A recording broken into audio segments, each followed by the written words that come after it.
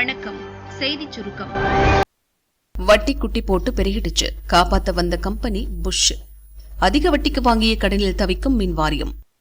தமிழக மின் வாரியம் இரு நிறுவனங்களாக செயல்படுகிறது. மின் உற்பத்தி மற்றும் பகிர்மான கழகம், மின் தொடரமைப்பு கழகம் ஆகியவை இதன் பிரிவுகள். மின் பகிர்மான கழகத்திற்கு மின் கட்டணம் மூலம் ஆண்டுக்கு சராசரியாக 65,000 கோடி ரூபாய் வருவாய் கிடைக்கிறது. அதைவிட செலவு அதிகம் இருப்பதால் நஷ்டம் ஏற்படுகிறது. எனவே நிதி நெருக்கடியை சமாளிக்க பல்வேறு நிறுவனங்களிடம் கடன் வாங்கப்படுகிறது. மின் வாரியத்திற்கு 1,60,000 கோடி ரூபாய் கடன் உள்ளது. வட்டியாக மட்டும் வருடத்திற்கு 16,511 கோடி ரூபாய் செலுத்துகிறது. நிதிநிலையை சரி செய்ய தனியார் நிறுவனத்தின் ஆலோசனை கேட்க அரசு முடிவு செய்தது. 2021 ஏர்ன்ஸ்ட் அண்ட் யங் என்ற நிறுவனம் ஆலோசனை சொல்ல நியமிக்கப்பட்டது. மின் வாரியம் பவர் பைனான்ஸ் ரூரல் எலக்ட்ரிபிகேஷன் நிறுவனங்களிடமிருந்து மட்டுமே 80,000 கோடி கடன் வாங்கியுள்ளது. தமிழக மின்விசை நிதி நிறுவனத்திடம் 45,000 கோடி பெற்றுள்ளது. மீதமுள்ள தொகை வங்கி இதர நிறுவனங்களிடம் சிறு தொகையாக வாங்கப்பட்டது. நிதி நெருக்கடியை சமாளிக்க புதிய கடன் வாங்கியும் கடன் பத்திரங்களை வெளியிட்டு நிதி திரட்டியும் அதிக வட்டி செலுத்தக்கூடிய கடன்களை அடைக்குமாறு தனியார் நிறுவனம் ஆலோசனை கூறியது. குறுகிய கால கடன்களை நீண்ட கால கடன்களாக மாற்ற அறிவுறுத்தியது. இந்த யோசனையை ஏற்கனவே மத்திய அரசு சொல்லியிருக்கிறது. 2017ஆம் ஆண்டிலேயே கடன் பத்திரங்களை வெளியிட்டு மின்வாரியத்தின் நிதிநிலையை சமாளிக்கலாம் என மத்திய அரசு கூறியது.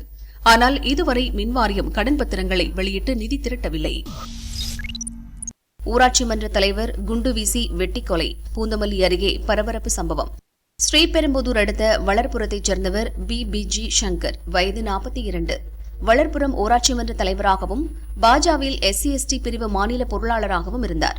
வியாழன் காலை சென்னைக்கு சென்றுவிட்டு இரவு காரில் திரும்பிக் கொண்டிருந்தார். இரவு 11 மணி இருக்கும். நசரத்பேட்டை சிக்னல் அருகே வந்தபோது காரை வழிமறித்த கும்பல் நாட்டு வெடிகுண்டு வீசியது. காரின் முன்பக்கம் முழுவதும் சேதமடைந்ததால் பதட்டமடைந்த சங்கர் காரில் இருந்து இறங்கி ஓடினார். அவரை விரட்டிய ஆசாமிகள் சங்கரை சரமாரியாக வெட்டி படுகொலை செய்து தப்பியோடினர். சில ஆண்டுகளுக்கு முன்பு ஸ்ரீபெரும்புதூர் அருகே வெடிகுண்டு வீசி வெட்டி கொலை செய்யப்பட்ட பிஜி குமரனின் நெருங்கிய நண்பர் சங்கர். இப்போது அதே பாணியிலேயே சங்கரும் கொலை செய்யப்பட்ட சம்பவம் பரபரப்பை ஏற்படுத்தியுள்ளது. தொழில் போட்டியா, அரசியல் காரணமா என பல்வேறு கோணங்களில் விசாரித்து நசரத்பேட்டை போலீசார் கொலையாளிகளை தேடி வருகின்றனர். மேத்ஸ் படிக்காமல் என்ஜினியரிங் சேரலாம், தமிழகத்தில் மட்டும் வழியில்லை. என்ஜினியரிங்கில் 7 பாடப்பிரிவுகளில் சேர்வதற்கு +2வில் கணித பாடம் கட்டாயம் இல்லை என அகில இந்திய தொழில்நுட்ப கவுன்சில் உத்தரவிட்டுள்ளது. வேளாண், biotechnology, food engineering, leather technology, printing, pharmaceutical மற்றும் டெக்ஸ்டைல் கெமிஸ்ட்ரி பிரிவுகளில் BE, BTech படிக்க விரும்புவோர் +2வில் கணிதம் கட்டாயம் படித்திருக்க வேண்டும் என்ற அவசியம் இனி இல்லை.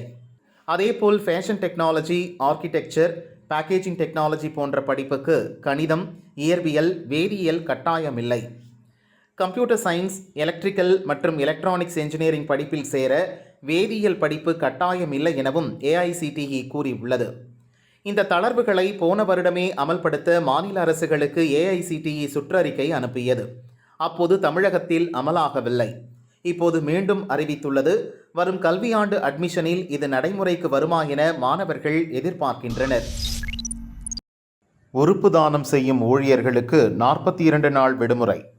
உடல் உறுப்பு தானம் செய்யும் மத்திய அரசு ஊழியர்களுக்கு 30 நாள் சிறப்பு விடுமுறை அளிக்கும் திட்டம் ஏற்கனவே நடைமுறையில் இருந்து வருகிறது.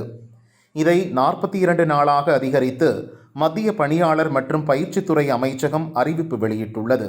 மத்திய அரசு ஊழியர்களிடையே உறுப்பு தானத்தை அதிகரிக்க செய்யவும் மருத்துவ வல்லுநர்களின் கருத்துக்களை கேட்ட பிறகும் இந்த முடிவு எடுக்கப்பட்டுள்ளதாக மத்திய அரசு கூறியுள்ளது. தங்கப்பல்லக்கில் ஸ்ரீரங்கம் பெருமாள், பக்தர்கள் தரிசனம். ஸ்ரீரங்கம் ரெங்கநாதர் கோயிலில் கோடை திருநாள் தொடங்கியது. 3ஆம் நாளான நேற்று மாலை பெருமாள் மகிழம்பூ சூடிக்கொண்டு நீலமேக தங்க அபயஹஸ்தம் அணிந்து தங்க பல்லக்கில் புறப்பட்டு ஆரியப்பட்டாள் வாசல் வழியாக கோடை 4 கால் மண்டபத்தினை வந்தார்.